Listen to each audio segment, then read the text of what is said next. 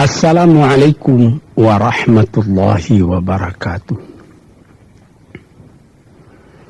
Tuan-tuan, saudara-saudara, ibu-ibu dan bapak-bapak yang sudi mendengarkan keterangan agama yang saya berikan di dalam kaset ini. Moga-moga Tuhan melimpahkan, mengurniakan rahmat dan nikmat-Nya kepada kita semuanya. Saya akan membicarakan suatu ayat yang bertemu di dalam surat Al-Baqarah. Bunyinya, Allahu waliyul ladzina amanu yukhrijuhum minadh dhulumati ilan nur walladzina kafaru awliya'uhumut taghut yukhrijunahum minan nuri ila dhulumat. Artinya, Allah adalah menjadi pemimpin bagi orang-orang yang beriman, orang yang mempunyai kepercayaan yang teguh. Dan Allah, apabila orang itu telah betul-betul menganggap Allah menjadi pemimpinnya, Allah pun menjamin mengeluarkannya daripada gelap gulita kepada terang benderang. Gelap gulita kebodohan kepada kecerdasan. Gelap gulita kehidupan tak tentu arah kepada tujuan yang sejati. Sebaliknya, orang yang kafir yang tidak percaya kepada Allah, maka sebaliknya yang terjadi, daripada terang benderang, dia akan dipimpin oleh taghut, oleh kekuasaan-kekuasaan yang bukan bersandar kepada Allah. Dan yang demikianlah yang akan mengeluarkannya daripada terang benderang kembali ke dalam gelap gulita. Oleh sebab itu, rohani manusia itu adalah melalui di antara gelap dan terang kehidupan itu, di antara terang dan gelap kehidupan. Kalau sekiranya jasmani kita, kalau sekiranya badan kita yang lahir ini diberi cahaya oleh matahari yang terbit di waktu pagi, yang terbenam di waktu sore, rohani kita pun diberi juga terang oleh suatu yang lebih terang dari matahari, yaitu petunjuk dan hidayat Tuhan. Di dalam Al-Quran, Tuhan memberikan bujukan, memberikan jiwa besar kepada orang-orang yang beriman itu. Tuhan bersabda, La tahinu wa la tahzanu wa antumul a'launa in kuntum mu'minin. Engkau ini adalah orang yang tinggi kalau engkau tetap memegang kepercayaan kepada Allah Subhanahu wa ta'ala. Di dalam perjuangan hidup di dunia ini, perjuangan antara yang hak dengan yang batil, antara gelap dengan terang, antara keyakinan dan keraguan, manusia berjalan di sekitar itu. Di kiri dan di kanan kita berjumpalah gelap dan terang itu. Maka diberilah pedoman manusia tadi. Apa pedoman? Walaupun bagaimana hebatnya, geloranya, tofannya, halimbubunya, ombaknya dan gelombangnya kehidupan itu, manusia mesti teguh berpegang kepada iman. Sebab kehidupan di dunia itu menurut peraturannya ialah tidak ada yang tetap. Yang tetap itu ialah berubah. Berubah itulah ketetapan yang ada dalam dunia. panas sangat terik, benar, nanti akan hujan. Hujan sangat lebat, benar, nanti akan panas. Di suatu tempat terjadi hujan yang lebat, berhari-hari timbul banjir. Iya, banjir itu tidak tiap hari, nanti dia kering lagi. Di laut pun demikian pula. Ada pasang naik, tergenang ke atas. Besok pagi air itu sudah kering lagi, surut pasang.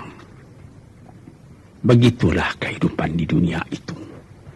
Itu harus kita yakini supaya kita jangan terombang-ambing dalam kehidupan itu. Kalau kita sudah mulai terombang-ambing, tahu-tahu walaupun bagaimana terangnya hari, gelap timbul dalam jiwa kita sendiri. Walaupun panas terik, kita berhujan. Hujan oleh keringat kita sendiri. Jadi yang penting di sini menjaga hati itu. Sampai Rasulullah Nabi kita Muhammad sallallahu alaihi wasallam, inna fil jasadi mudghatan, di dalam tubuh manusia itu ada suatu bekuan darah. Idza salahat salahal jasadu kulluhu wa idza fasadat fasadal jasadu kulluhu. Kalau ini segumpal daging baik, seluruh badan jadi baik. Kalau dia rusak, seluruh badan jadi rusak. Apakah itu? Hati. Hati. Kendali terletak dalam hati kita. Hati artinya penuh. Bukan saja berarti pada daging, tapi pada hati dari hati, isi dari hati, atau juga akal kita. Sebab itu, maka kalau satu waktu saya pernah mengajarkan doa yang mengandung 8 sifat-sifat lemah menghilangkan kemerdekaan manusia. Hari ini saya pun akan mengajarkan doa yang diajarkan juga oleh Nabi. Bagaimana menjaga hati tadi. Di situ dalam doa itu ada tersebut 4 perkara. Apa disebut? Allahumma inni a'udzubika min qalbin la yakhsha'u wa min ilmin la yanfa'u wa min nafsin la tashba'u wa min du'a illa yusma'u. Jadi 4 perkara. Yang pertama, Allahumma inni a'udzubika min qalbin la yakhsha. Aku sangat berlindung kepada Engkau ya Allah, janganlah sampai terjadi hati saya itu tidak khusyuk lagi. Ini bahaya ini. Mulai bahaya, mengancam kepada manusia. Kalau hatinya tidak khusyuk lagi, hati khusyuk yaitu hati itu tentu jelas tujuannya kepada Allah. Allah menjadi pegangannya. Allah menjadi bentengnya. Allah menjadi ingatannya. Allah menjadi tujuannya. Dan kepada Allah dia kalau sembahyang menghadapkan diri, menghadapkan hati, maka permohonan kita yang pertama kepada Tuhan, ya Tuhanku, janganlah sampai hati saya ini tidak khusyuk lagi. Sebagai orang Islam, kita sembahyang 5 waktu. Di dalam Al-Quran dikatakan sembahyang itu ialah khusyuk, terpadu ingatan kepada Tuhan. Tapi kalau kita sudah, hati itu sudah mulai ditumbuhi penyakit, walaupun sembahyang, mulai sejak Allahu Akbar, pikiran sudah menjalar kepada yang lain. Piutang belum menerima, utang belum terbayar, makanan belum masak, macam-macam lah yang teringat. Padahal kita dalam sembahyang. Ini apa arti sembahyang tadi lagi? Ini sudah mulai berbahaya ini. Banyak orang yang tidak meninggalkan sembahyang, tapi tidak ada bekas dari sembahyang itu kepada kehidupannya.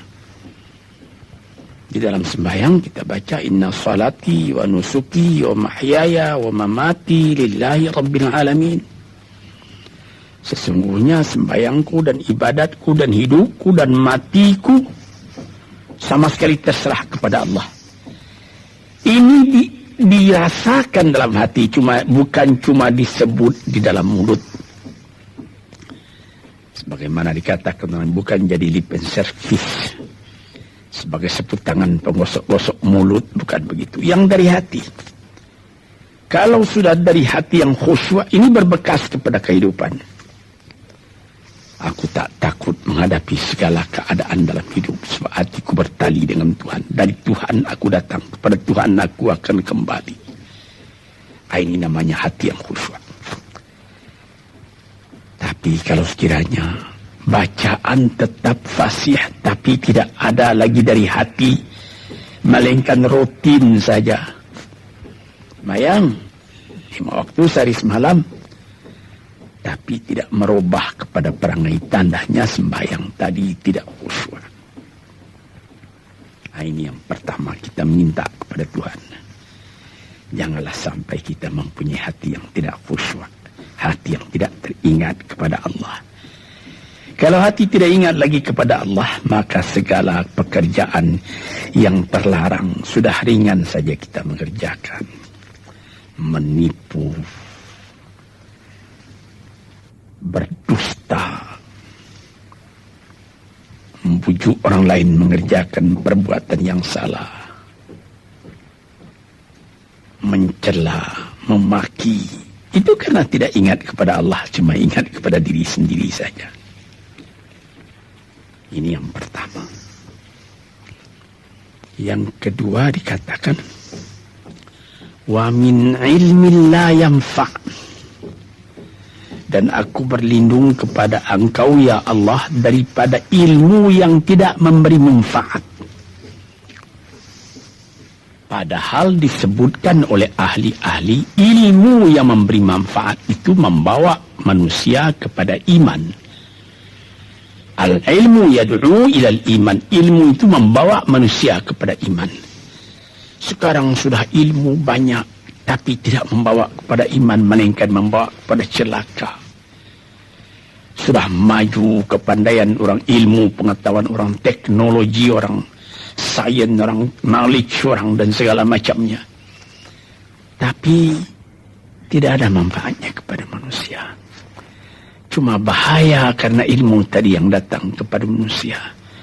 Sebagaimana ilmu manusia di abad ke-20 yang sangat penting, yaitu tentang tenaga atom. Maka timbullah bom atom, bom hidrogen, nuklir. Sehingga manusia diancam sekarang ini oleh bahaya atom itu di mana-mana. Apabila kita lihat di televisi bagaimana mengadakan demonstrasi di Australia, di Jerman Barat, di tempat-tempat yang lain, melihat bagaimana bahaya atom itu kalau terjadi perang dunia yang ketiga. Ya Rabbi ya Karim, bom atom yang jatuh di Hiroshima itu belum ada artinya dibandingkan dengan bom yang sekarang, yang sedang disimpan oleh kerajaan-kerajaan, oleh negara-negara besar untuk menghancurkan. Ini ilmu ini.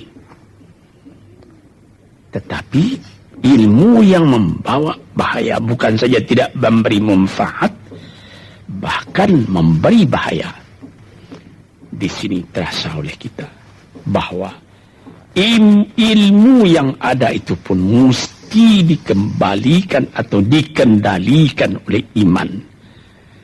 Kalau tidak, maka nyawa manusia ini akan dipandang sebagai sampah saja.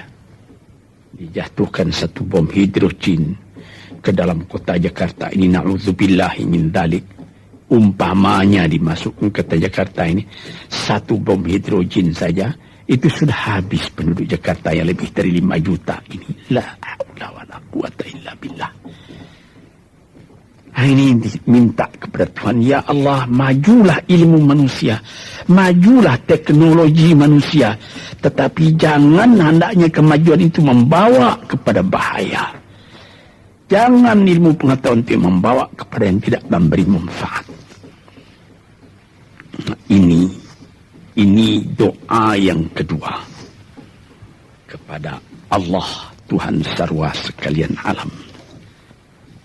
Yang ketiga disebut lagi, wa min nafsin la tashba'u, dan aku berlindung kepada Allah daripada nafsu, daripada diri,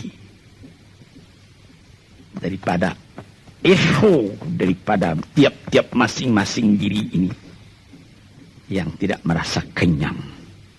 Ini juga bahaya besar. Inilah yang menimbulkan penjajahan di dunia. Inilah yang menimbulkan, disebut dalam bahasa Arab, al-ghazwul fikri. Penjajahan. Sesudah Perang Dunia Kedua sudah banyak negeri-negeri yang merdeka. Tetapi sekarang timbul lagi penjajahan baru. Apa? Penjajahan fikiran. Sehingga bangsa yang merdeka tadi tidak merdeka lagi fikirannya. Dia merdeka di dalam meniru kepada bangsa yang lebih kuat. Itu namanya terjajah juga. Jadi tuan-tuan yang terhormat, apa pangkalnya ini? Daripada nafsu serakah manusia. Nafsu serakah manusia sebagaimana tersebut di dalam hadis. Lau kana libni adama wadiyani min dhahabin labtagha thalithan. Wa ma yamla'u jawf ibni adama illa turab. Kalau manusia itu mendapat suatu lembah yang penuh dengan kekayaan emas, suatu lembah, dia ingin supaya mendapat satu lembah lagi yang penuh juga dengan emas. Dapat 2 lembah, dia minta 3 lembah lagi yang penuh dengan iman. Nafsu manusia tidak pernah kenyang. Padahal akhirnya kalau dia sudah menutup mata, tidak ada yang akan memenuhi perutnya melainkan tanah. Teringat akan cerita yang disampaikan oleh Graf Leo Tolstoy, pujangga Rusia yang terkenal,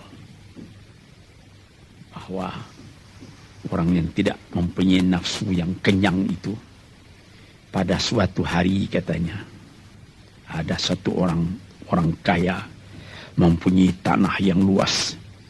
Dia mengatakan kepada orang, boleh tuan-tuan mengambil tanah kepunyaan saya ini, berapa tuan suka, berapa tuan mau. Syaratnya cuma begini, sepanjang yang tuan berjalan dari timur ke barat, lantas sebelum matahari terbenam, tuan sampai kembali ke tempat tuan melangkah pertama tadi. Berapa saja tuan suka, boleh ambil tanah ini.